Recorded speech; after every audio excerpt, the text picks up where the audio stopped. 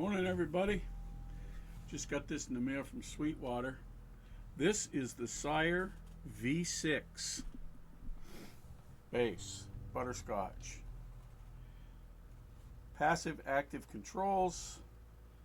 Apparently a hum-free Marcus Miller jazz bass pickup. A Babix designed bridge. Hipshot designed tuners. Maple neck with a maple cap.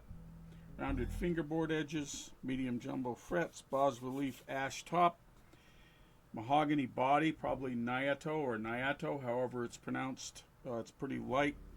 It's got the neck joint kind of angled a little bit for better upper access. 18-volt circuit, access to your controls. I haven't even looked at them yet. The bridge is string through or bridge through. It's came set for bridge through with the Dragon Skin strings.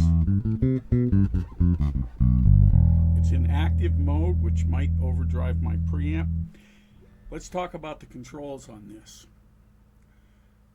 I've never heard a bass with active passive controls that has two completely different sounds like this one does. The regular Sires do, but they're heavy. And these control pots feel really substantial and serious quality. So this is the active mode. Everything's center. Pickup selector, balance control is in the center.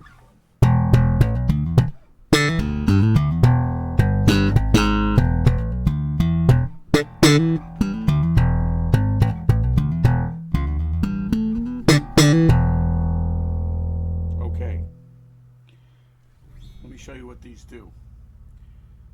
Volume, tone, especially passive, balance control, bridge, neck pickup, center. These are in the 70s position, by the way. Treble, middle, bass.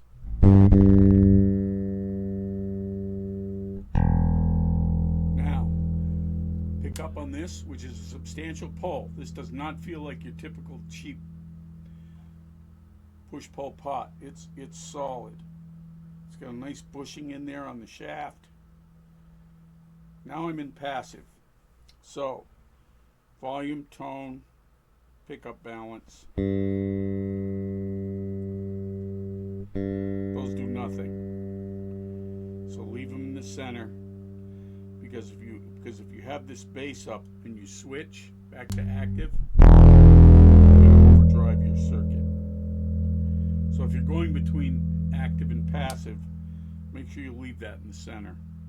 Or if it's bass boosted, when you go back to passive, get it back in the center, because it's a powerful circuit. Very powerful circuit. It's louder than the passive circuit. Okay? Especially with that bass control engaged. You're getting a lot of bass boost.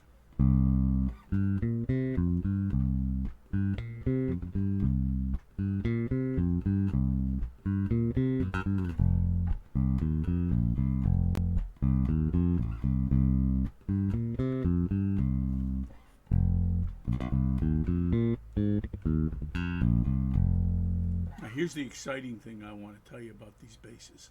They are light. You'd have to spend $2,500 to $3,000 for a Sandberg Superlight with a 0 fret, which I don't like, to get something this light.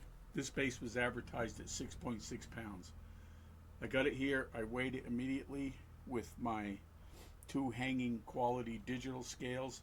They both came up at 6.4. This is a full-scale Fender jazz bass that weighs 6.4 pounds. It does have some neck dive. If I take the strap off, it will dive. I've got it tied off to my bridge like I like it. That's about as much neck dive as I'm getting. If I take that off, it's gonna, probably break the bass. Really nice strap posts, really substantial. They feel like they aren't, but they have the same kind of quality feel as a locking strap. When I set this up, I was able to set it up perfectly. I had to file the nut down just a little bit because it was set too high. They always are when they show up. But no buzzes.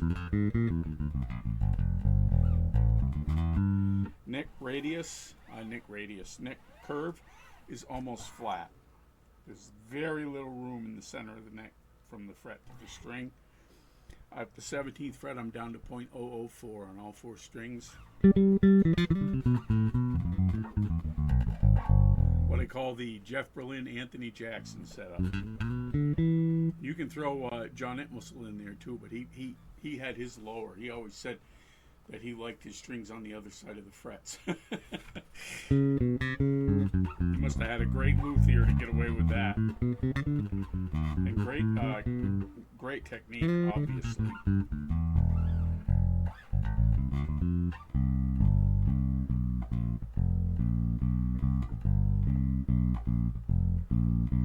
So, as Bob Black would say, and I hope you listen to Bob because this is a light bass, and the P6s are all 8 pounds, a little over, a little under.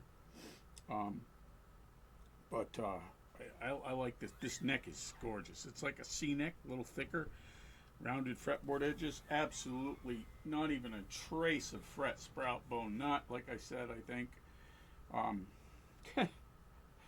I don't know what more you're going to get for what I paid for this, which was, as a second, a return was $639. Didn't come with a case, a gig bag, but I can buy a gig bag for that kind of money.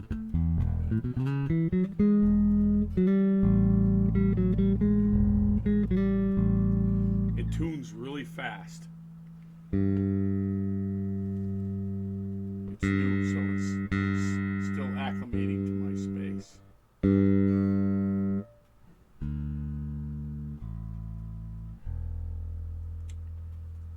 Not a lot of overtones. It tunes up quick.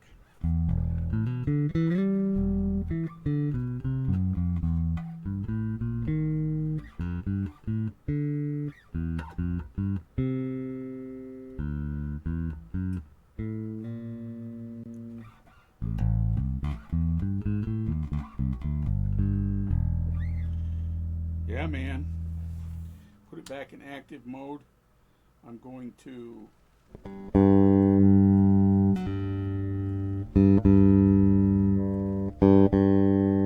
back pickup, a little bit of middle, extra middle.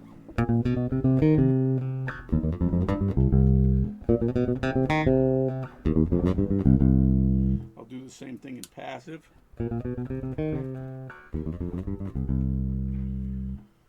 Back to active. Middle center detente, little extra treble, little extra bass, take out a little bit of the middle, go for more of a front pickup tone.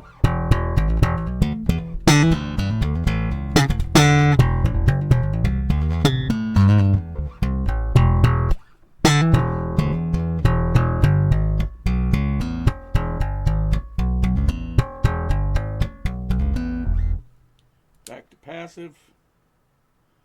Make sure that bass knob's down, center detente, both pickups, tone all the way up.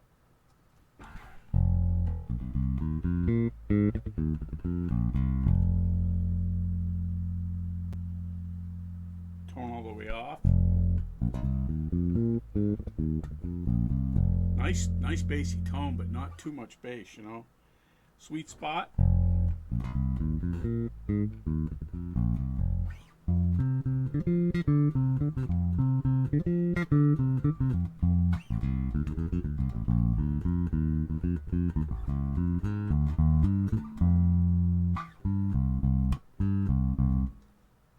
Tone, sweet spot, front pickup. Oops. Getting confused. Back pickup. Yeah, front pickup.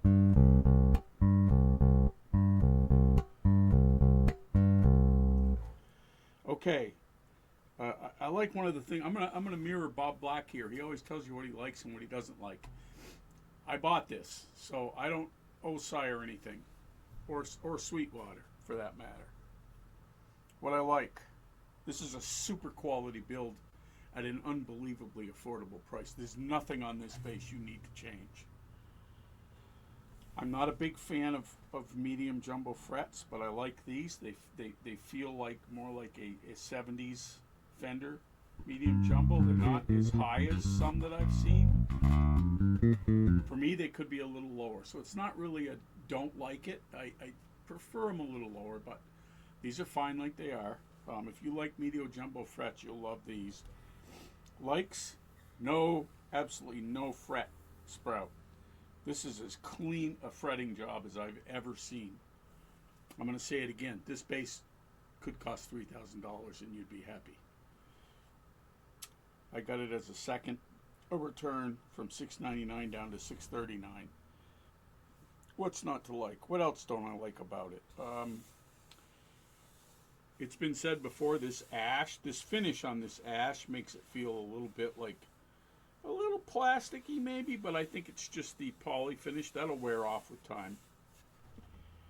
I love the light mahogany body. I love mahogany. It's my favorite tone wood is mahogany and ash, or mahogany and alder. I had a Victor Bailey jazz bass once with the hippie sandwich. What a beautiful tone, but that beast weighed 10.5 pounds.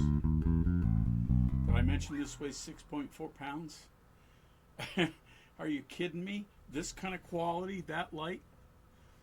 I could go back to playing full-scale basses again. For a while, anyway. Let's put it back to passive. Tone all the way up. Sweet spot. Oh no, that's active. Passive. What I don't like. Got a lot more controls than I usually like, but it's not too heavy, even with all the controls, and once I get used to them, I think they're easy to use. I'll probably always play it in passive, unless I'm getting ready to take a solo, and then I'll click it down. Get a little bit of a volume boost. You don't get very much of a volume boost if you leave these centered. Let's try it with it in the middle a little bit. Passive. I mean active. Passive. See, I'm already getting confused. Active. Don't need much more than that for a solo.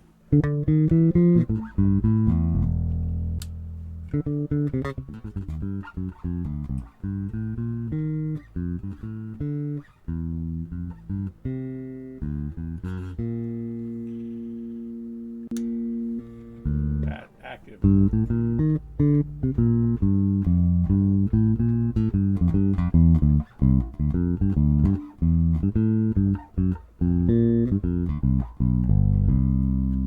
Yeah, autumn leaves. Anyway, check one of these out, man. Any questions, ask. I'll post the specs.